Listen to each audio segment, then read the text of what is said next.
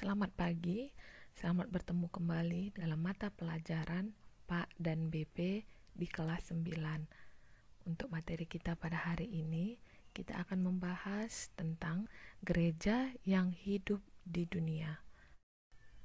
Pada bagian pertama, kita akan membahas tentang pengertian. Pengertian memberitakan menurut KBBI dan menurut bahasa Yunani. Memberitakan menurut KBBI berasal dari kata berita, yang artinya cerita atau keterangan mengenai kejadian atau peristiwa yang hangat. Jadi, memberitakan artinya mengabarkan, melaporkan tentang peristiwa kejadian yang hangat. Dalam bahasa Yunani disebut kerugma atau khotbah yang disampaikan oleh orang-orang yang diberikan wewenang khusus untuk melakukannya, seperti pendeta, guru, penginjil, dan penatua. Kerugma sendiri sebetulnya berarti pengumuman, seperti yang biasanya disampaikan oleh petugas kerajaan ketika menyampaikan berita-berita penting, karena saat itu belum ada surat kabar atau media massa lainnya. Untuk lebih jelasnya, kalian bisa membuka di bagian materi yang sudah Ibu kirimkan. Selanjutnya, kita membahas pengertian bersekutu. Dalam KBBI, bersekutu berasal dari kata sekutu yang artinya kawan. Jadi, bersekutu artinya berserikat atau menggabungkan diri dengan. Dalam bahasa Yunani, bersekutu itu disebut koinonia. Kata koinonia sendiri mengandung arti jauh lebih mendalam daripada sekedar persekutuan. Dalam kata ini terkandung makna persekutuan, berbagi, dan hubungan yang sangat erat. Karena itu, koinonia juga dapat berarti pemberian yang dilakukan bersama-sama kepada satu sama lain, seperti digambarkan oleh kehidupan jemaat perdana dengan membagi-bagikan kepunyaan mereka.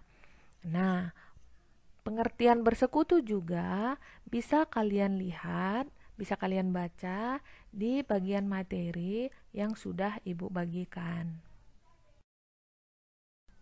Ada dua bentuk persekutuan jemaat. Yang pertama, bisa dikatakan kegiatan ibadah, dan yang kedua bisa dikatakan kegiatan non-ibadah. Persekutuan ibadah yang ada di gereja seperti ibadah minggu kategorial, seperti ibadah sekolah minggu, ibadah remaja, ibadah pemuda, dan ibadah umum. Ada pula ibadah keluarga, persekutuan doa, kelompok tumbuh bersama, pemahaman Alkitab, dan retreat. Semuanya itu merupakan persekutuan yang bersifat ibadah. Namun, ada juga kegiatan non-ibadah seperti paduan suara, kelompok musik gereja, atau senam lansia. Kegiatan-kegiatan itu pada hakikatnya juga bentuk dari persekutuan jemaat. Semua bentuk persekutuan tersebut memiliki fungsi dan tujuan yang sama, yaitu untuk pertumbuhan jemaat secara utuh. Kita masuk ke dalam rangkuman. Gereja tidak hadir hanya untuk dirinya sendiri. Dalam bab ini kita melihat hal-hal yang dikerjakan oleh gereja, yaitu liturgia, kerugma, dan koinonia. Ketiga kata ini masing-masing berarti tata ibadah atau ibadah itu sendiri, pemberitaan, dan persekutuan.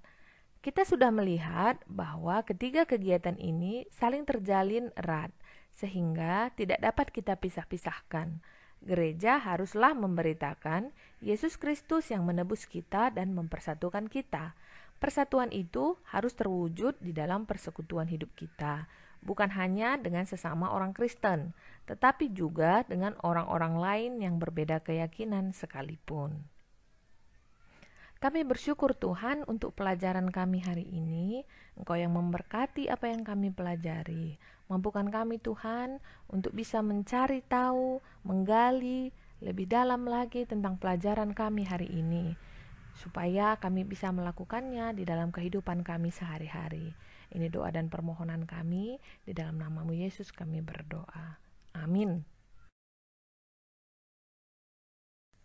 Terima kasih sudah menyaksikan video ajar gereja di tengah dunia.